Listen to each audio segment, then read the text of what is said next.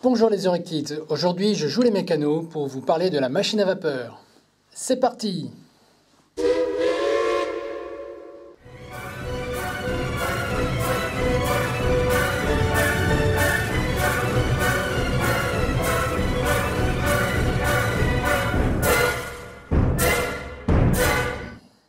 C'est Héron d'Alexandrie, un mathématicien et ingénieur de la Grèce antique, qui a inventé la première machine à vapeur au 1er siècle avant Jésus-Christ, qu'il appela éolipile. Le principe de l'éolipile est très simple. Un feu chauffe en dessous d'une cuve remplie d'eau. La vapeur produite est acheminée par deux tuyaux à une sphère, générant une force faisant tourner cette dernière sur elle-même. Des siècles plus tard, le mathématicien et inventeur français Denis Papin découvre la force de la vapeur en 1679 et construit la première chaudière, utilisée comme autocuiseur, fermée par la première soupape de sécurité. Il inventa également le piston, mais son prototype de machine reste inefficace. C'est finalement en 1781 que l'ingénieur écossais James Watt inventa une machine à vapeur performante avec une chambre de condensation séparée du cylindre principal par une valve. Pour commencer, admirez cette belle maquette d'une locomotive à vapeur Pacifiquetta 231 581. Elle a été construite en 1922 par la société Batignolles-Châtillon. Elle a été affectée au service des trains rapides depuis les gares de Paris-Montparnasse et Paris-Saint-Lazare. Elle possède une chaudière d'un diamètre interne de 1,68 m et d'un moteur 4 cylindres. Elle a une masse à vide de 87 tonnes pour une longueur de 13,66 m. Sa vitesse maximum est de 130 km/h. Cette locomotive est célèbre grâce à l'acteur Jean Gabin, qui joue le rôle d'un mécanicien, et à l'acteur Julien Carrette, qui joue le rôle de son chauffeur dans le film La Bête humaine de Jean Renoir, tourné en 1938. Je vous propose maintenant de regarder de plus près le fonctionnement d'une machine à vapeur avec un système bielle-manivelle et un vérin simple effet grâce à cette maquette. Alors, cette machine à vapeur miniature est composée d'une cuve remplie à moitié d'eau, un foyer, ici, avec une petite bougie à alcool. Dans la réalité, on faisait brûler du charbon et les fumées étaient évacuées par la cheminée. On retrouve un sifflet pour évacuer la vapeur, une soupape de sécurité qui permet à la vapeur de sortir s'il y a trop de pression, évitant à la cuve d'exploser. On peut voir son fonctionnement, un petit ressort qui laisse échapper la vapeur quand il y a trop de pression.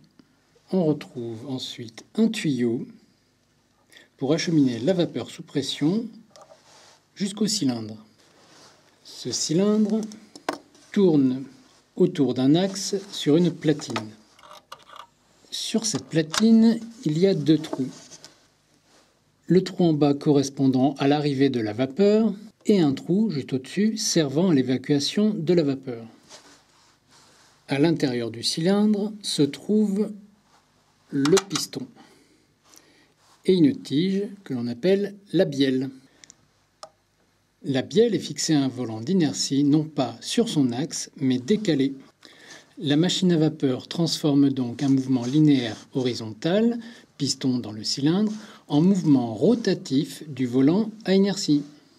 D'ailleurs, de l'autre côté du volant d'inertie se trouve une poulie d'entraînement pouvant faire fonctionner, à l'aide d'une courroie, n'importe quelle machine fonctionnant avec un mouvement de rotation. Ça vous dit qu'on la fasse fonctionner ? Alors, pour l'occasion, je vais inviter mes filles. Je pense qu'elles vont adorer, tout comme vous, je l'espère. C'est parti!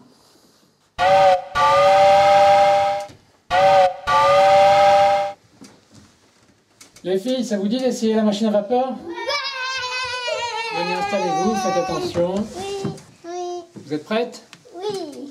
Alors, c'est parti! Alors maintenant, on va allumer la bougie.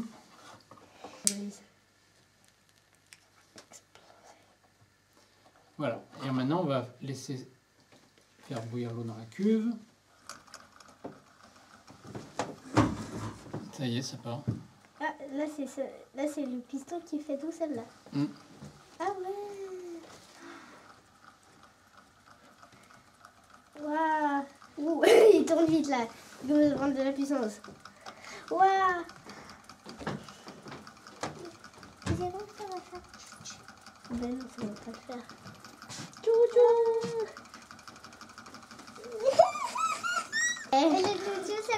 carré. Et oui. Ça tombe trop vite. Bah regardez, j'ai une petite surprise, un petit mécanisme, regardez ça. Tadam! Un système de poulies. C'est Archie, Archimède. juste Archie. Alors maintenant, on va connecter les poulies avec une courroie et je relance. Oh, le caméléon qui bouge. Avec les hélices qui tournent comme un avion. Alors là, vous voyez que j'ai mis plusieurs poulies, des grandes poulies, des petites poulies. Quand on passe d'une grande poulie à une petite poulie, là, on va accélérer le mouvement. Quand la grande roue fait un tour, la petite roue fait plusieurs tours. Inversement, vous voyez que la petite poulie tourne très vite et la poulie moyenne tourne un peu moins vite. Et là, en plus, j'ai remis un système bielle-manivelle et je transforme la rotation en translation pour faire bouger le berceau. On va changer l'ordre des courroies.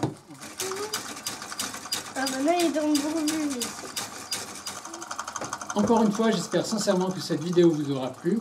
Quant à moi, je vous dis à bientôt pour de nouvelles aventures dans le monde des sciences.